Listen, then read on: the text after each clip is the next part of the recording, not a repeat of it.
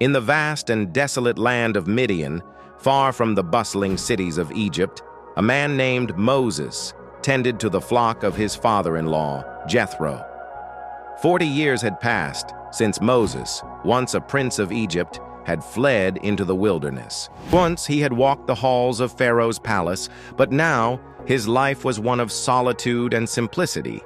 He had married Zipporah, the daughter of Jethro, and found a measure of peace in this quiet existence. Yet the memories of his people, the Israelites, suffering under the harsh yoke of Egyptian slavery, still weighed heavily on his heart. One day, as Moses led his flock to the far side of the wilderness, he came to Horeb, the mountain of God. It was a place of stark beauty, a place where the silence seemed to speak. As he tended to his sheep, Moses' attention was drawn to an unusual sight. A bush was on fire, yet it was not consumed.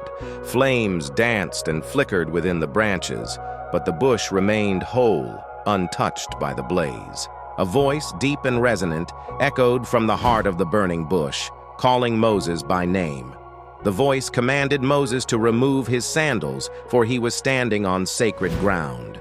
The voice revealed itself as the God of his ancestors, the God of Abraham, Isaac, and Jacob. Overwhelmed and humbled, Moses could only whisper in response. God spoke to Moses, revealing his concern for the suffering of his people in Egypt. He had heard their cries, seen their oppression, and was now ready to act.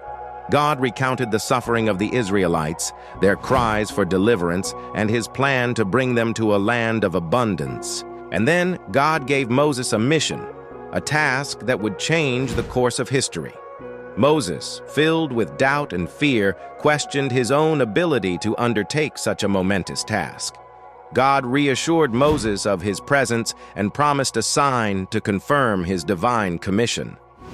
Moses sought to know God's name, that he might reveal it to the Israelites. God revealed his name, a name that spoke of his eternal, self-existent nature. I am. God revealed his name to Moses, a name that spoke of his eternal being, his self-sufficiency, and his unwavering presence.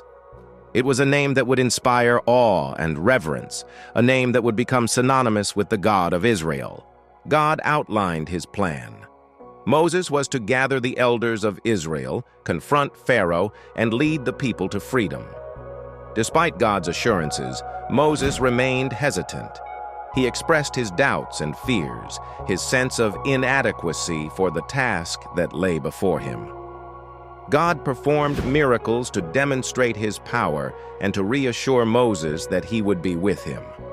God showed Moses signs that would convince the people of Israel and Pharaoh that Moses was indeed sent by God. Though Moses still felt unworthy, God's promise and the miraculous signs convinced him to obey. He knew that he was not alone.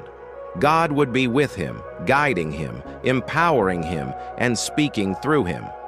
In humble submission, Moses accepts his calling.